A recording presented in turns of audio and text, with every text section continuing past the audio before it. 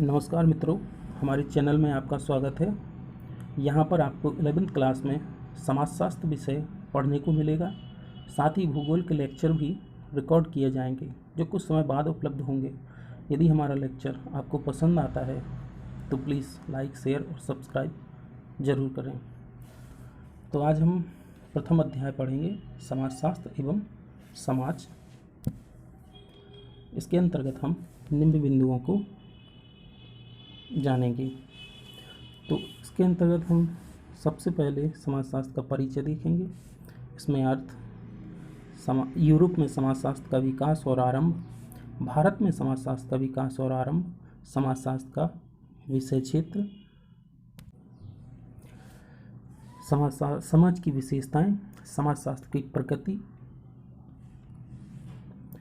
समाजशास्त्र और सामान्य बौद्धिक ज्ञान, समाजशास्त्र का अन्य सामाजिक विज्ञानों के साथ संबंध जैसे समाजशास्त्र और अर्थशास्त्र, समाजशास्त्र और राजनीति विज्ञान, समाजशास्त्र और इतिहास, मनोविज्ञान और मानव विज्ञान। इसके बाद हम अंत में देखेंगे अन्य महत्वपूर्ण शब्दावलियाँ। समाजशास्त्र का परिचय। मनुष्य आदिकाल से ही समाज में रहता रहा है, किंतु उसने अपने समाज एवं स्वयं के बारे में काफ़ी देर से अध्ययन किया। सर्वप्रथम मनुष्य ने प्राकृतिक घटनाओं का अध्ययन किया, अपने चारों ओर के पर्यावरण को समझने का प्रयत्न किया और अंत में मनुष्य ने अपने समाज के बारे में अध्ययन करना प्रारंभ किया। इसी कारण पहले प्राकृतिक विज्ञानों का विकास हुआ, तत्पश्चात सामाजिक विज्ञानों का। हम जानते हैं कि मनुष्य जिज्ञासु प्रकृति के प्राणी हैं। जब मनुष्य आदिम अवस्था से सभ्य अवस्था की ओर बढ़ने लगा, तब उसने अपने चारों ओर के वातावरण को जानने का प्रयत्न किया। तो उसने सबसे पहले सूर्य, आकाश, चंद्रमा, तारे आदि का अध्ययन करना प्रारंभ किया। इसका मतलब है कि उसने सबसे पहले खगोल विज्ञान का अध्ययन करना प्रारंभ किया और इसके बाद भौतिक शास्त्र का, फिर रसायन शास्त्र का, जीव विज्ञान का, वनस्पति विज्ञान का, इन सब का अध्ययन उसने प्रारंभ किया। सबसे पहले उन्होंने खगोल विज्ञान का अध्ययन किया। चूँकि ये सब क्या है, प्राकृतिक विज्ञानों के अंतर्गत आते हैं। इतने जो विषय हैं, इनके अलावा भी और अन्य विषय जो सब प्राकृतिक विज्ञानों के अंतर्गत आते हैं। इसके बाद उन्होंने सामाजिक विज्ञानों का अध्ययन किया, जिसमें इतिहास, राजनीति विज्ञान, मानव विज्ञान, मनोविज्ञान, दर्शन शास्त्र आदि जो विषय हैं, इनका अध्ययन किया। किंतु जो विकास क्रम में, सामाजिक विज्ञान के विकास क्रम में समाजशास्त्र का विकास काफ़ी बाद में हुआ। जो इसका जो विकास है वो काफ़ी बाद में हुआ, इसलिए समाजशास्त्र को नवीन शास्त्र या नवीन विज्ञान कहा जाता है। समाजशास्त्र मनुष्य के सामाजिक जीवन समूहों, समाजों का अध्ययन करता है। सामाजिक जीवन समूहों और इसके समाजों का अध्ययन करता है। सामाजिक प्राणी की तरह हमारा स्वयं व्यवहार इसकी क्या है, विषय वस्तु है। स्वयं हमारा इसकी क्या है, विषय। समाजशास्त्र समाज का ही विज्ञान या शास्त्र है। इसके द्वारा समाज या सामाजिक जीवन का अध्ययन किया जाता है। इस नवीन विज्ञान को जन्म देने का श्रेय फ्रांस के प्रसिद्ध विद्वान अगस्त कॉम्ट को जाता है। इन्होंने ही सर्वप्रथम सन 1838 में इस नवीन शास्त्र को समाजशास्त्र नाम दिया। इसी कारण अगस्त कॉम्टे को समाजशास्त्र का पिता या जनक कहा जाता है। समाजशास्त्र एक विषय के रूप में विकसित करने में अगस्त कॉम्टे के अलावा दुर्खीम, स्पेंसर तथा मैक्स वेबर आदि विद्वानों की भूमिका महत्वपूर्ण है। यहाँ पर हम देखते हैं कि समाजशास्त्र के जनक कौन माने जाते हैं, अगस्त कॉम्टे। तो यहाँ पे ये आपके ऑप्शनल में भी बन सकते हैं, एक ऑब्जेक्टिव के रूप में। ये अगस्त कॉम्ट और समाजशास्त्र का कब उद्भव हुआ, तो ये 1838 में इन्होंने इसका नाम दिया, इसलिए ये ऑब्जेक्टिव में भी बन सकता है। अब हम समाजशास्त्र का अर्थ जानेंगे। शाब्दिक अर्थ की दृष्टि से समाजशास्त्र दो शब्दों से मिलकर बना है, जिसमें पहला शब्द सोशियस जो कि लैटिन भाषा से बना है, और दूसरा शब्द है लोगस, जो कि ग्रीक भाषा से बना है, जिसका अर्थ सोशियस का अर्थ होता है समाज और लोगस का अर्थ होता है शास्त्र। शाब्दिक दृष्टि से समाजशास्त्र का अर्थ समाज का व्यवस्थित एवं क्रमबद्ध ढंग से अध्ययन करने वाले विज्ञान से है। तो यहाँ पे ये भी आपका ऑब्जेक्टिव में 100% बनने की चांस है इसके, इसलिए आप इसको ज़रूर याद रखें। अब हम यूरोप में समाजशास्त्र का आरंभ और विकास पढ़ेंगे। जब यूरोपीय समाज 18वीं और 19वीं शताब्दी में औद्योगिकरण और पूंजीवाद के आगमन के कारण भयंकर रूप से परिवर्तन की चपेट में था, उसी समय समाजशास्त्र का आरंभिक काल था। फ्रांस की क्रांति 1789 में हुई और इंग्लैंड की औद्योगिक क्रांति 1760 में हुई, जिसके कारण राजनीतिक और आर्थिक उथल पुथल से यूरोपीय देशों का सामाजिक ढांचे में बदलाव दिखने लगा। अब यहाँ पे इन लोगों में रूढ़ियों, प्रथाओं, मान्यताओं में परिवर्तन आया। संयुक्त परिवार से एकल परिवार बनने लगे। इनकी नैतिकता में पतन होने लगा। जैसे पहले समाजवाद से पूंजीवाद की ओर बढ़ने लगा। पहले समाज क्या था? समाजवादी परिवार था। फिर इसके बाद में यह पूंजीवाद की ओर यह समाज बढ़ने लगा। और ये अनेक बदलाव जब दिखने लगे तो विद्वानों ने सामाजिक ढांचे का अध्ययन करना शुरू कर दिया। इसी आधार पर शुरू में अगस्त कॉम्ट ने इस विषय को सामाजिक भौतिकी यानी सोशल फिजिक्स कहा था, किंतु बाद में समाजशास्त्र नाम दिया। इस विषय के रूप में समाजशास्त्र का उद्भव 1838 ईस्वी में फ्रांस में हुआ था, चूँकि इनका जन्म फ्रांस में हुआ था अगस्त कॉम्ट का, किंतु इसका सर्वाधिक विकास अमेरिका में देखा गया। अमेरिका में हुआ सबसे ज़्यादा विकास हुआ। सर्वप्रथम अध्ययन के रूप में 1876 में अमेरिका के येल विश्वविद्यालय में ग्राहम समनर द्वारा शुरू किया गया। अब हम पढ़ते हैं भारत में समाजशास्त्र का आरंभ और विकास। भारत में समाजशास्त्र विषय का अध्ययन सर्वप्रथम जब शुरुआत हुई 1919 ईस्वी में पैट्रिक गिट्स के नेतृत्व में। जो पैट्रिक गिट्स एक समाजशास्त्री थे, उन्होंने यहाँ पे सबसे पहले मुंबई विश्वविद्यालय में इसका अध्ययन शुरू किया। इसके पश्चात सन 1921 में लखनऊ विश्वविद्यालय में समाजशास्त्र विषय की स्थापना की गई। चूँकि यहाँ पे इनके नेतृत्व में, पैट्रिक गिट्स के नेतृत्व में 1919 में मुंबई में जरूर हुई थी, किंतु सर्वाधिक जो प्रभाव यदि देखा जाए तो जीएस घुरिये का आता है, क्योंकि वह यहाँ पे प्रोफेसर भी रहे हैं और उन्होंने सबसे ज़्यादा समय तक यहाँ पे अपने अध्यापन कार्य किया। इसलिए उनको वास्तविक पिता कहा जाता है। समाजशास्त्र का वास्तविक पिता भारत के संदर्भ में उनको कहा जाता है। अब हम समाजशास्त्र का विषय क्षेत्र जानेंगे। विषय क्षेत्र का तात्पर्य क्या है, उसकी सीमा कहाँ तक है। तो आइए समाजशास्त्र की सीमा से जहाँ उस विषय की पहुँच से है, यानी समाजशास्त्र कहाँ कहाँ व्याप्त है, कहाँ कहाँ उसकी पहुँच है। समाजशास्त्र के विषय में विद्वान एकमत नहीं हैं। समाजशास्त्र के वर्णन में दो अलग अलग विचारधाराएं हैं। एक स्वरूपात्मक संप्रदाय और दूसरी है समन्वयात्मक संप्रदाय। तो यहाँ पे एक स्वरूपात्मक संप्रदाय को जर्मन संप्रदाय भी कहा जाता है। इस संप्रदाय के समर्थक विद्वानों में जॉर्ज सीमेल, बीरकांत, बॉनबीज, टानीज और मैक्स वेबर आदि विद्वान आते हैं। इनको बहुत महत्वपूर्ण से याद रख लेना, क्योंकि ये पूछे जाते हैं। और दूसरे जो संप्रदाय है वो है समन्वयात्मक, या इसी को संश्लेषणात्मक भी कहा जाता है। इस संप्रदाय के समर्थक विद्वानों में मुख्य रूप से दुर्खीम, हाबहाउस, गिन्सबर्ग आदि आते हैं। अब इनका जो स्वरूपात्मक संप्रदाय के समाजशास्त्री हैं, वह समाज को एक विशेष विज्ञान बनाना चाहते थे। यहाँ पे ये बहुत महत्वपूर्ण है कि ये इनको विशेष विज्ञान बनाना चाहते थे, जबकि जो समन्वयात्मक संप्रदाय के जो विद्वान हैं वह समाजशास्त्र को एक सामान्य विज्ञान बनाना चाहते थे। इन चीज़ों को, इन पॉइंट्स को ज़रूर याद रखना है आपको।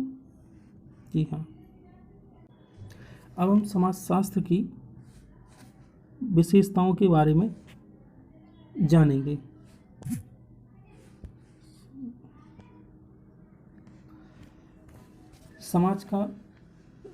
समाज अमूर्त होता है। हम देखते हैं समाज अमूर्त होता है। इसमें समाज हमें दिखाई नहीं देता है, क्योंकि हम इनको क्या करते हैं, महसूस कर सकते हैं और इनके बारे में हम समझ सकते हैं। क्योंकि ये हमें दिखाई नहीं देते हैं, इसलिए कैसा है ये समाज अमूर्त विज्ञान है, या सॉरी अमूर्त है। समाज अमूर्त है। सामाजिक संबंधों का जाल है। तो एक ही व्यक्ति,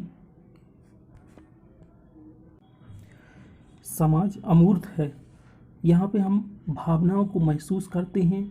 यह नियमों और कानून आदि से मिलकर बना होता है, क्योंकि यह हमें दिखाई नहीं देती हैं, भावनाएं हमें दिखाई नहीं देती हैं, इसलिए यह कैसा है, समाज अमूर्त होता है। दूसरे नंबर पे हम देखते हैं सामाजिक संबंधों का जाल है।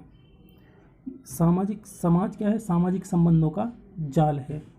अब यहाँ पे हर व्यक्ति कई संबंधों से जुड़ा होता है। जैसे एक ही व्यक्ति, किसी का भाई हो सकता है, किसी का पिता हो सकता है, किसी का बेटा हो सकता है आदि। हम अपनी भूमिका को देख सकते हैं कि जैसे हम एक व्यक्ति हैं और हमारे जो आसपास के जितने भी संबंध होते हैं, हमारे एक दादा भी होंगे, हमारा एक बेटा भी हो सकता है, हमारे भाई, पड़ोसी, मित्र जितने भी होते हैं, तो उन हर एक व्यक्ति से अपना जो संबंध होता है, तो इस तरीके से यह जाल बन जाता है। इस तरीके से हम इनको क्या कहते हैं, सामाजिक संबंधों का जाल है। तीसरे नंबर पर देखते हैं समाज में समानता और भिन्नता पाई जाती है। अब हम यहाँ पे देखते हैं कि एक ही समाज में समानता और भिन्नता कैसे पाई जाती है। जैसे हम यहाँ पे देखते हैं किसान वर्ग को देखते हैं, जिसमें बहुत सारे किसानों का यदि अध्ययन करते हैं तो उनकी स्थिति, उनका जीवन शैली, उनके रहन सहन लगभग एक सा ही पाया जाता है। और जबकि अगर उसी समाज में ही हम एक नौकरशाही वर्ग को देखें कि भाई कोई एक टीचर है या कोई डॉक्टर है, वही डॉक्टर सबको अगर देखा जाए तो सभी की प्राय स्थिति या उनकी स्थिति या उनका रहन सहन लगभग एक सा ही होता है। जैसे एक टीचर हैं तो उनका जो रहन सहन होगा लगभग सभी टीचर का एक जैसा ही देखने को मिल जाता है। तो समाज में तो एक तरह नौकरशाही वर्ग देख लो और एक तरह किसान देख लो, तो जो टीचर ही टीचर रहेंगे तो उनमें एक समानता पाई जाती है, और एक जगह किसान देखेंगे तो उन किसानों में भी एक अपनी समानता पाई जाती है। किंतु किसानों में और नौकरशाही वर्ग में यानी टीचर में, अगर इन दोनों में देखा जाए तो इसमें क्या है, असमानता भी पाई जाती है, इनमें भिन्नता पाई जाती है। तो इस तरीके समाज में समानता और भिन्नता दोनों पाई जाती हैं। चौथे नंबर पर देखते हैं समाज में सहयोग एवं संघर्ष भी पाया जाता है। अब यहाँ पे हम देखते हैं किन्हीं चीज़ों में हम सहयोग भी करते हैं और समाज में संघर्ष भी पाया जाता है। जैसे कि अगर आपको ही हम देख लें कक्षा में, कि अगर आप कोई विद्यार्थी अगर आपसे कहता है कि हमें एक पेन की ज़रूरत है, तो आप उसकी मदद कर देते हैं।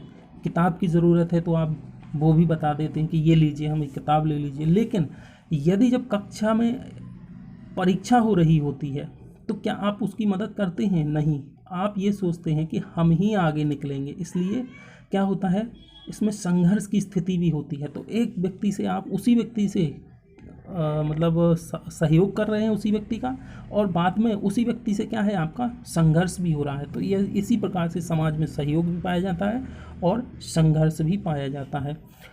समाज परिवर्तनशील है। नेक्स्ट देखते हैं, समाज परिवर्तनशील है। तो अभी तक आपने जो अध्ययन किया है या जो जाना है, तो समाज आदिम अवस्था से ही क्या है, आदिम अवस्था से ही अभी तक जितना भी आया है तो परिवर्तन होते हुए आया है ना। जैसे सबसे पहले आदिम अवस्था में था मनुष्य, फिर इसके बाद वो आया पशुपालन अवस्था में, फिर कृषि अवस्था में आया, कृषि से फिर सामंत अवस्था में आया, सामंत अवस्था के बाद औद्योगिक अवस्था में आया, फिर इस तरीके से आज जो है पूंजीवादी अवस्था में है व्यक्ति। पूंजीवादी से अब फिर जो आगे आएगी व्यवस्था तो वो अलग होगी। तो इस तरीके से क्या है, समाज में क्या है, परिवर्तन चलता रहता है और ये हमेशा चलता रहता है।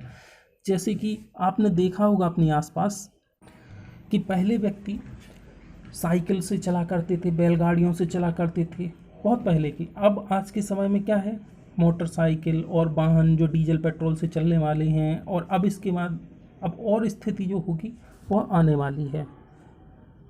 अब कारों से चलते हैं लोग बाग। तो ये क्या है, समाज में क्या है, परिवर्तन चलता रहता है और ये हमेशा आ रहा है, परिवर्तन ही होता रहता है। पारस्परिक निर्भरता पाई जाती है। तो समाज में कोई भी व्यक्ति पूर्णतः अपने आप पर निर्भर नहीं है। जैसे एक चिकित्सक अपना इलाज तो कर सकता है, चिकित्सक इलाज तो कर सकता है किसी का, किंतु वह क्या है, कृषि नहीं कर सकता है। तो इसी तरीके से कृषक जो है वो गेहूँ, चने या मतलब कृषि तो उगा सकता है, किंतु वह चिकित्सक का काम नहीं कर सकता है। इसी प्रकार एक दूसरे पर क्या है, समाज निर्भर है, एक दूसरे की हमें ज़रूरत पड़ती रहती है। अब हम पढ़ेंगे समाजशास्त्र की प्रकृति, इसके बारे में जानते हैं।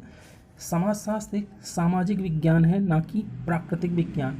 अभी हमने आपको कुछ समय पहले बताया था कि समाजशास्त्र सामाजिक विज्ञानों का, यानी सामाजिक संबंधों का और समाज के नियमों का, कानूनों का आदि का क्या करता है, अध्ययन करता है, ना कि यह प्राकृतिक विज्ञान है। अर्थात यह खगोल विज्ञान खगोल विज्ञान हुआ और भौतिक हुआ, रसायन हुआ आदि, इनका अध्ययन नहीं करता है। इसलिए समाज कैसा है, सामाजिक विज्ञान है। और समाजशास्त्र एक वास्तविक विज्ञान है, ना कि आदर्श विज्ञान है।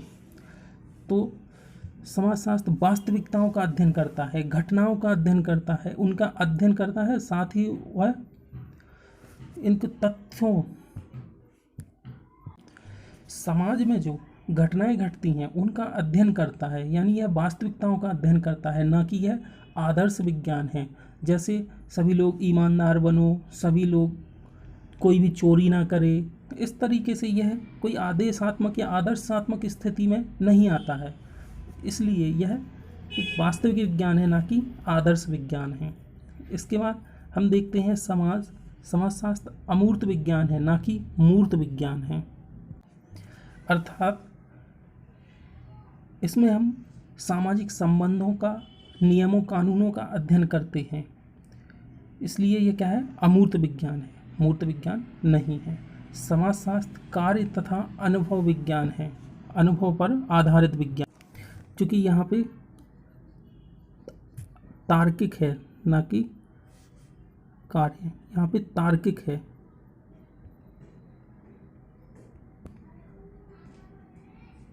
यहाँ पे समाजशास्त्र तार्किक तथा अनुभव विज्ञान है, यह अनुभविक विज्ञान है। इसमें क्या है, तथ्यों पर आधारित यह अध्ययन करता है। कोई भी विषय विज्ञान तब बनता है जब तथ्यों और तर्कों पर खरा उतरता है। अर्थात समाजशास्त्र में तर्कों का और किसी घटनाओं का अध्ययन करता है। और यह अनुभव पर विज्ञान है, जब बार बार दोहराए जाने पर कोई तथ्य सामने एक ही प्रक्रिया में अपनाए जाने पर वही परिणाम आता है। जब कोई प्रक्रिया बार बार दोहराई जाती है और परिणाम उसका एक ही आता है, तो यह क्या होता है, अनुभव, तो वह परिणाम समान हो। समाजशास्त्र एक सामान्य विज्ञान है, ना कि विशेष विज्ञान। इसके बारे में हम पहले भी चर्चा कर चुके हैं। अब हम देखते हैं समाजशास्त्र और सामान्य बौद्धिक ज्ञान। यहाँ पर हम देखते हैं कि एक सामान्य बौद्धिक ज्ञान का व्यक्ति और एक समाजशास्त्री, इनके दोनों में सोचने विचारने में क्या अंतर है, इनकी क्षमताओं में क्या अंतर है, इनको हम जानते हैं। किस तरह एक समाजशास्त्रीय ज्ञान और ईश्वर मीमांसीय और दार्शनिक परीक्षणों से अलग है। जो समाजशास्त्री है वह किस तरह प्रकारवादियों से अलग सोचता है या सोचने विचारने की क्षमता रखता है। तो आइए हम यहाँ पे एक उदाहरण के तौर पे देखते हैं कि जब हम एक किसी गरीबी के बारे में अध्ययन करते हैं, जब हम एक गरीबी के बारे में अध्ययन करते हैं तो जो प्रकृतिवादी जो व्यक्ति होगा तो उनके सोचने विचारने की क्या होगा, वो इसलिए गरीब हैं क्योंकि वे काम से जी चुराते हैं, समस्याग्रस्त परिवार से आते हैं, बुद्धिमत्ता में कमी है, आदि आदि, कि वो इस तरीके से सोचेंगे, है ना। किंतु जो एक समाजशास्त्री होगा वो किस तरीके से विचार करेगा कि समकालीन गरीबी का कारण वर्ग समाज समानता की संरचना है। तो यहाँ पे क्या है, एक समाजशास्त्री जब सोचता है तो एक समकालीन मतलब उस समय जिस समय की बात कही जा रही है उस समय गरीबी का कारण क्या रहा है, वर्ग समाज असमानता की संरचना है।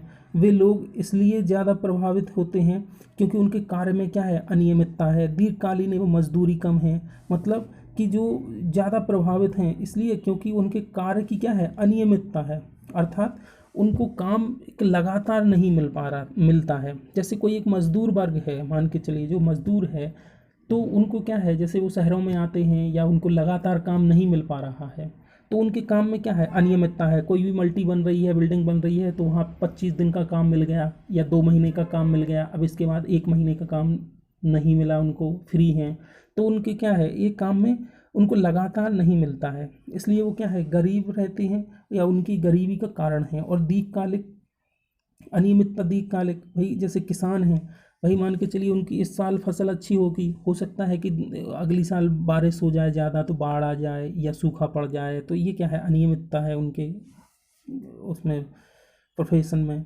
इसके बाद मजदूरी कम है, अगर कोई एक मजदूर वर्ग है तो उसकी मजदूरी भी क्या है, उसकी दिहाड़ी मजदूरी ज़्यादा से ज़्यादा 200 रुपये, 250 रुपये, 300 रुपये है, तो इसलिए में उसको अपना घर का खर्च चलाना है, खुद का खर्च चलाना है, कुछ आगे के लिए भी बचाना है। जब अनियमितता होगी तो अपने पास कैसे वह उतनी रकम बचा पाएगा, इसलिए कैसे रहते हैं ये हमेशा, मतलब इनकी स्थिति क्या होती है, गरीबी की स्थिति रहती है इनके पास।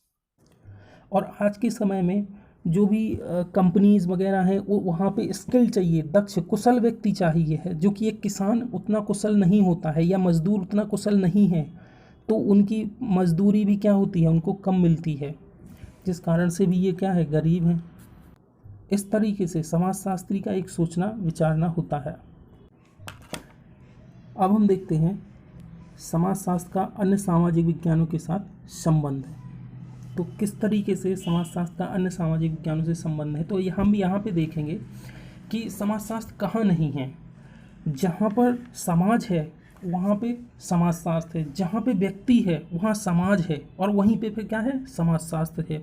अर्थात सभी जगह यानी हर जगह आपको समाजशास्त्र देखने को मिल जाएगा। जैसे शिक्षक छात्रों के बीच संबंध, अपने आस पड़ोस के संबंध आपके कैसे हैं, मित्रवत व्यवहार हैं, कैसे संबंध हैं, अपने परिवार के बीच संबंध, भाई आपके दादाजी के साथ क्या संबंध है, उनसे अच्छे मतलब व्यवहार हैं, क्या है आपके पड़ोस में भी। तो इन सभी प्रकार का अध्ययन क्या किया है, समाजशास्त्र में किया जाता है, और हर जगह आपको ये देखने को मिल जाएगा। इसी प्रकार राष्ट्रीय मुद्दे, बेरोजगारी, जातीय संघर्ष, सरकारी नीतियाँ और सरकारी नीतियों का व्यक्तियों पर प्रभाव, मतलब कि अगर सरकार के द्वारा नीतियाँ जिस प्रकार से बनाई जाती हैं उसी प्रकार व्यक्तियों पर इफ़ेक्ट होता है, उसका अध्ययन किया जाता है, और ये सब समाजशास्त्र के अंतर्गत किया जाता है। इसी प्रकार उत्पादन, आय व्यय, लाभ हानि, आयात निर्यात आदि का भी हमारे जीवन पर इसका प्रभाव देखने को मिलता है। इस प्रकार समाजशास्त्र हर जगह व्याप्त है।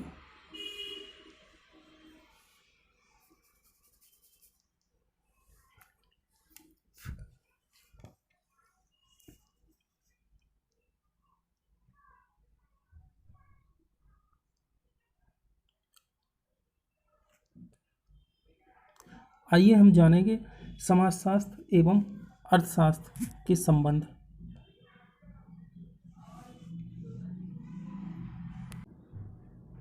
आइए अब हम जानेंगे समाजशास्त्र एवं अर्थशास्त्र के से संबंध। अर्थशास्त्र वस्तुओं और सेवाओं के उत्पादन और वितरण का अध्ययन करता है। यह क्या करता है, समाजशास्त्र अर्थशास्त्र वस्तुओं और सेवाओं के उत्पादन और वितरण का अध्ययन करता है। यहाँ पे यह आर्थिक चरों के अंतः संबंधों का वर्णन करता है। आर्थिक चर मतलब लाभ, हानि, मांग, पूर्ति आदि, ये क्या है, आर्थिक चर हैं। और इसके अंतः संबंधों का क्या करता है, ये वर्णन करता है। इसकी कीमत, मांग, पूर्ति का संबंध आदि, ये किस तरह हमारे समाज को इफ़ेक्ट करता है, ये किस तरह हमारे समाज में यह अर्थशास्त्र बहुत ही महत्वपूर्ण तरीके से लागू होता है। जैसे ये एक व्यक्ति के जीवन में आर्थिक रूप से यदि संपन्नता है तो वह समाज में भी एक संपन्न और अलग से दिखाई देता है। और यदि वह विपन्न है, मतलब उसके पास इकोनॉमी रूप से वह अच्छा नहीं है, तो उसकी स्थिति भी कैसी होती है समाज में, एक छोटी, और उसको ओहदा कम होता है। जैसे आपने आसपास के सेठ साहूकारों को देखा होगा कि भाई उनके पास इकोनॉमी है, पैसा है, अच्छा है, तो उनकी स्थिति भी कैसी होती है, समाज में उच्च होती है। इस तरह यह आर्थिक केंद्र बिंदु आर्थिक क्रियाकलाप है अर्थशास्त्र, जबकि समाजशास्त्र आर्थिक व्यवहार को सामाजिक मानकों, मूल्यों, व्यवहारों और हितों के व्यापक परिक्षेत्र में देखता है। उस विज्ञापन में भारी निवेश का सीधा संबंध उद्योग के तरीकों और जीवन शैली को नया रूप देना है। जैसे हम टीवी पर देखते हैं कि विज्ञापन में जैसे किसी क्रीम का या किसी कोई भी वस्तु है, उसका यदि विज्ञापन हो जाता है, उसमें विज्ञापन में भारी निवेश हो जाता है, यानी उसमें विज्ञापन में किसी ने ऐड दे दिया, किसी एक्टर ने दे दिया या किसी खिलाड़ी ने दे दिया, तो उस चीज़ की जो कीमत होती है और वो मांग होती है वो बहुत ज़्यादा बढ़ जाती है, इसलिए हमें उसकी पूर्ति भी करनी पड़ती है। तो ये क्या है, पूरा बाजार सिस्टम है ये। हमें समाज में वही चीज़ खरीदते हैं जो समाज में मतलब जो प्रचलित होती है, जो जिसका ऐड आ रहा होता है। तो व्यक्ति का ये क्या है, ये सोचने समझने का नज़रिया होता है ये समाज में, कि हम वही चीज़ खरीदेंगे जो समाज में चल रही है। यहाँ हम समाजशास्त्र और राजनीति विज्ञान के बीच संबंध को जानेंगे। समाजशास्त्र और राजनीति शास्त्र के बीच पद्धतियों और उपागमों में परस्पर अंतःक्रिया की बहुलता है। यह दो तत्वों पर केंद्रित है। पहला है राजनीतिक सिद्धांत, मतलब कि राजनीतिक सिद्धांत यहाँ पे नियमों का बनना होता है, मतलब यहाँ पे नियम क्या है, बनाए जाते हैं। और दूसरा है सरकारी प्रशासन, यहाँ पे क्या होता है, नियमों को लागू करवाते हैं। ये जो प्रशासन होता है ये सिद्धांत होते हैं, और दूसरा जो नियमों को लागू कराते हैं। राजनीतिक सिद्धांत के भिन्न राजनीतिज्ञों द्वारा दिए गए प्रमुख सिद्धांत तथा दूसरा पक्ष सरकारी प्रशासन का है। यहाँ नियम और व्यवहार है। तो ये समाजशास्त्र के सभी पक्षों का अध्ययन करते हैं। जैसे हमारे देश किससे चलता है, संविधान से, और जिस तरीके से संविधान में नीतियाँ यदि अच्छी बनती हैं तो समाज उस तरीके से अच्छे व्यवहार के रूप में आगे बढ़ता है। और राजनीति का और समाजशास्त्र का एक गहरा संबंध है। जिस तरीके से संविधान बनता है, इस तरह हम देखते हैं कि समाज में जो राजनीति है किस तरह समाज को प्रभावित करती है। अब हम समाजशास्त्र और इतिहास के बारे में जानते हैं, इनका संबंध क्या है। जैसे इतिहास अतीत या बीते हुए समय का अध्ययन करता है, जबकि समाजशास्त्र समकालीन या वर्तमान समाज का अध्ययन करता है। हम समाजशास्त्र में इतिहास के बारे में जानते हैं कि जो इतिहास में जो घटनाएं घटी हैं तो उनका अध्ययन भी किया जाता है कि जो उस समय मतलब बीते हुए समय में जो गलतियां हुई हैं, जो मनुष्य से या हमारे पूर्वजों से जो गलतियां हुई हैं वो हमें दोबारा से दोहरानी ना पड़े, इसलिए हमें इसके अंतर्गत अध्ययन करना होता है। इतिहास ठोस विवरणों का अध्ययन करता है, जबकि समाजशास्त्र वास्तविकताओं का अध्ययन एवं उनका वर्गीकरण और उनका सामान्यीकरण करता है। तो समाजशास्त्र में क्या है, वास्तविकताओं का यानी तथ्यों का अध्ययन करता है कि अगर कोई घटना घटी है तो उसकी वास्तविकता क्या है, उसके तथ्य क्या हैं, और उनका वर्गीकरण करता है, उनका अवलोकन करता है, और उसके बाद उसके सामान्यीकरण करते हुए उसकी व्याख्या करता है। इस तरह समाजशास्त्र और इतिहास का भी संबंध है।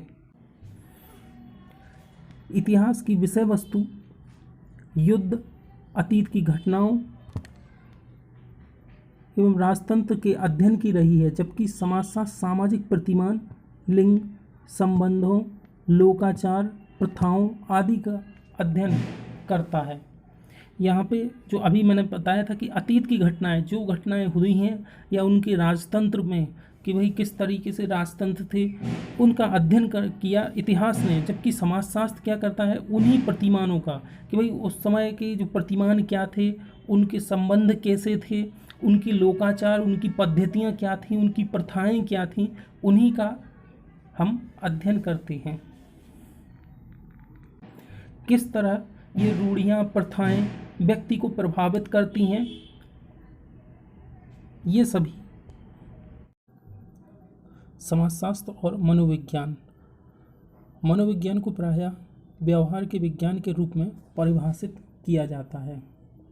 मुख्यतः व्यक्ति की बौद्धिकता, यानी व्यक्ति का IQ लेवल क्या है, सीखने की प्रवृत्ति और कितने समय में सीखता है, याददाश्त वह कितने समय तक याद रखता है, तंत्रिका प्रणाली उसका नर्व सिस्टम कैसे काम करता है, प्रतिक्रिया का समय मतलब कि वह जवाब कितने समय में देता है, उसका कोई भी क्वेश्चन किया, अगर आपने कोई प्रश्न पूछा तो वह कितने समय बाद उसका उत्तर देता है, आशाओं और डर में रुचि रखना कि मतलब वो कितना आशान्वित है चीज़ों को लेके, और डर यानी उसके अंदर जो डर है वह क्या कितनी संभावना है कि वो कितने समय में वो प्रतिक्रिया करके डर जाता है या वो नहीं डरता है, निडर रहता है, उन सब चीज़ों का अध्ययन करता है।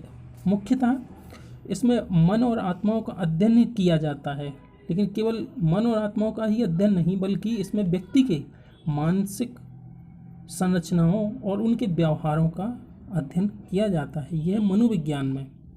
जबकि समाजशास्त्र में व्यक्ति के संगठित व्यवहारों को समझने का प्रयास किया जाता है, मतलब उसमें उसके ये छोटी छोटी चीज़ों का नहीं, बल्कि उसके संपूर्ण व्यक्तित्व का, पूरे व्यवहार का अध्ययन किया जाता है या उसको समझने का प्रयास करता है। मनोविज्ञान और समाजशास्त्र परस्पर संबंधित हैं। जैसे मनोविज्ञान व्यक्ति की मानसिक क्रियाओं, प्रक्रियाओं का अध्ययन करता है और समाजशास्त्र सामाजिक व्यवस्था का अध्ययन करता है, मतलब उनकी जो मनोदशा क्या है, उसकी मानसिक प्रक्रियाएं क्या है, जबकि समाजशास्त्र उसकी समस्त व्यवस्थाओं का, टोटल होल, मतलब जो भी उसकी क्रियाकलाप पूरे का अध्ययन करता है। यहाँ पे देखते हैं मनोविज्ञान मानसिक क्रियाओं को समझने के लिए समाजशास्त्रीय ज्ञान का प्रयोग करता है। साथ ही समाजशास्त्र सामाजिक व्यवहारों, संबंधों, अंतःक्रियाओं आदि को जानने के लिए मनोवैज्ञानिक खोजों पर निर्भर रहता है। इसके बाद हम नेक्स्ट चलते हैं समाजशास्त्र एवं सामाजिक मानव विज्ञान में संबंध। मानव विज्ञान में पुरातत्व विज्ञान, भौतिक विज्ञान, भाषा की विभिन्न शाखाओं और सामान्य समाजों में जीवन के सभी पक्षों का एवं सरल समाजों का, मुख्यतः इसमें क्या होता है, सरल समाजों का अध्ययन किया जाता है। जैसे उसमें एक एक भौतिक विज्ञान का हमारे जीवन पर क्या प्रभाव पड़ता है, और पुरातत्व विज्ञान कि भाई मनुष्य ने अभी तक क्या खोजा है, उसके बारे में ये अध्ययन करता है। जबकि समाजशास्त्र का संबंध सांस्कृतिक मानव विज्ञान से है, उसकी संस्कृति के बारे में है, उसकी आधुनिक जटिलताओं के बारे में है कि भाई जो समाज में संस्कृति है वह बहुत ही जटिल है, उसका अध्ययन करता है। ये समाजशास्त्र के अंतर्गत किया जाता है। अब हम देखते हैं अन्य महत्वपूर्ण शब्दावलियों में, जैसे कि पूंजीवाद। तो सर्वप्रथम देखते हैं कि हम उत्पादन और वितरण की एक ऐसी व्यवस्था है पूंजीवाद जिसका उद्देश्य लाभ कमाना होता है और बाजार विनिमय पर आधारित है। बाजार विनिमय का मतलब कि जो व्यक्ति एक वस्तु, यह बाजार विनिमय पर आधारित है। इस व्यवस्था में उत्पादन के साधनों और संपत्तियों पर निजी स्वामित्व का अधिकार होता है। इसके बाद देखते हैं हम पूंजी। पूंजी से तात्पर्य कोई धन, संपत्ति, भवन, मशीनें आदि शामिल होती हैं। इसमें चल एवं अचल दोनों संपत्तियों को शामिल किया जाता है। तो पूंजी से तात्पर्य, जैसे हम कभी कोई उद्योग लगाते हैं या किसी व्यक्ति के पास अगर पूंजी होती है तो पूंजी में उसकी धन, जो सोना चांदी या रुपए पैसे जो भी हैं वो सब होता है। इसके अलावा भवन, जैसे उसका घर है, भूमि है, तो ये सब उसका पूंजी के अंतर्गत आते हैं। मशीनें भी क्या होती हैं, ये पूंजी के अंतर्गत आती हैं। लेकिन इसमें दो होती हैं, एक तो चल संपत्ति और एक अचल संपत्ति। मतलब चल संपत्ति वो जो चल सकती है, यानी इसको एक जगह से दूसरी जगह ले जा सकते हैं, है ना। जैसे कि धन है तो भाई इसको एक जगह से दूसरी जगह ले जा सकते हैं। लेकिन जो भवन है ये अचल संपत्ति के अंतर्गत आएगा, क्योंकि ये उठा के नहीं ले जा सकते हैं। ये आपकी भूमि है, खेत है, खलिहान है, तो भाई ये इनको उठा के नहीं ले जा सकते हैं, इसलिए ये क्या है, ये अचल संपत्ति के अंतर्गत आते हैं। इसके बाद नेक्स्ट देखते हैं द्वंद्वात्मक। ये सामाजिक ताकतों, सत्ता, शक्ति के विरोध की क्रिया या उसकी विद्यमानता, जैसे सामाजिक बाध्यता और व्यक्तिगत इच्छा। यहाँ पे दो चीज़ें देखने को मिलती हैं, सामाजिक बाध्यता और व्यक्तिगत इच्छा। भाई यहाँ पे जैसे हम देखते हैं अपने समाज में कि सामाजिक बाध्यता ये होती है कि हमें अमूमन यही देखने पड़ता है कि हर एक जो व्यक्ति होता है जिस समाज का है वो उसी समाज में क्या करेगा, शादी ब्याह करेगा।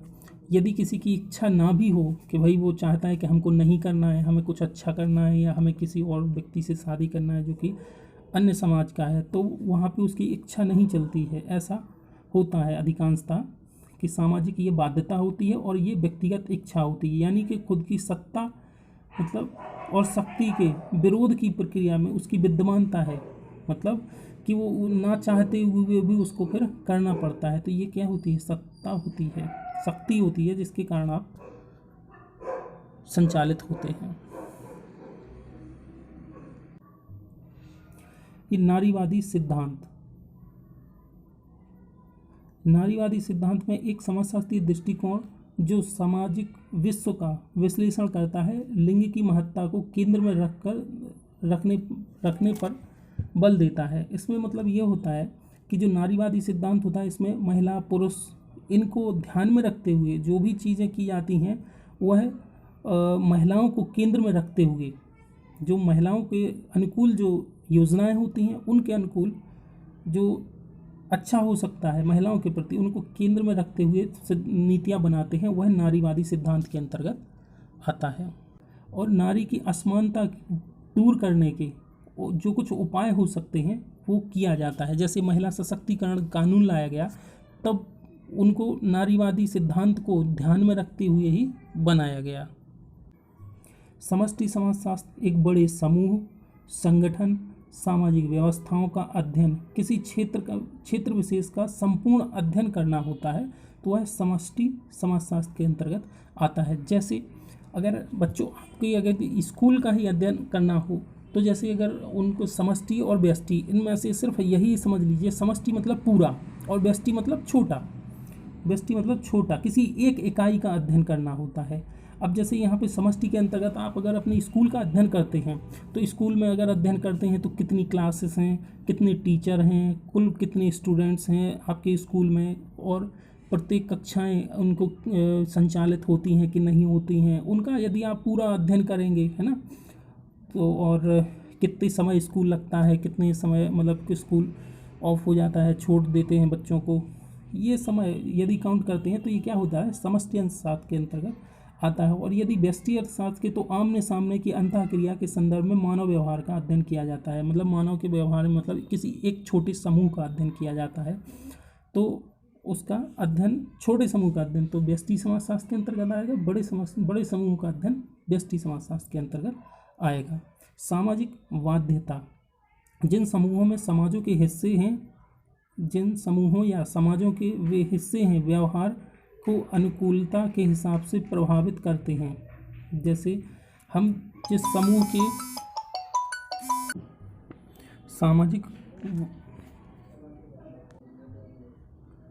सामाजिक बाध्यता, हम जिन समूहों या समाजों के हिस्से हैं वे हमारे व्यवहार को अनुकूलता के हिसाब से प्रभावित करते हैं।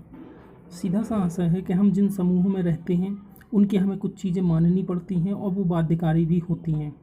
जैसे हम यदि किसी जाति समूह के अंतर्गत आते हैं तो हमें उसमें विवाह करना, उन्हीं के अनुसार अपना नाम लिखना, तो ये सब होता है, ये हमारे लिए बाध्य होता है।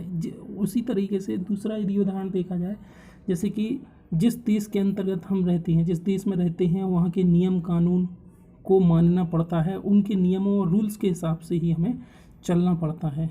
यह सामाजिक बाध्यता होती है। इसके बाद मूल्य सांस्कृतिक अथवा व्यक्तिगत धारणाएं एवं आदर्श हैं जिनके द्वारा वस्तुओं और घटनाओं को एक दूसरे के साथ तुलना की जाती है, और यह वह आधार है जिनके अच्छे बुरे और सही गलत की पहचान होती है। जैसे कि हम मूल्य वो होते हैं कि जो हमें सही राह दिखाते हैं या सही चीज़ें बताते हैं। जैसे मूल्य जीवन जीने के तरीके हैं, जैसे ईमानदारी है, सत्य है, अहिंसा है, बड़ों का आदर करना है, बड़ों की आज्ञा का पालन करना है। ये सब क्या है, मूल्य के अंतर्गत आते हैं और ये हमारे समाज में अच्छे विचार और अच्छी चीज़ें लाते हैं, इसलिए ये क्या होते हैं, मूल्य कहे जाते हैं। इस तरीके से ये हमारा पहला अध्याय समाप्त हुआ, और भाई अच्छा लगा हो तो इसको लाइक, शेयर और सब्सक्राइब करें और बेल आइकन को दबाएं। धन्यवाद।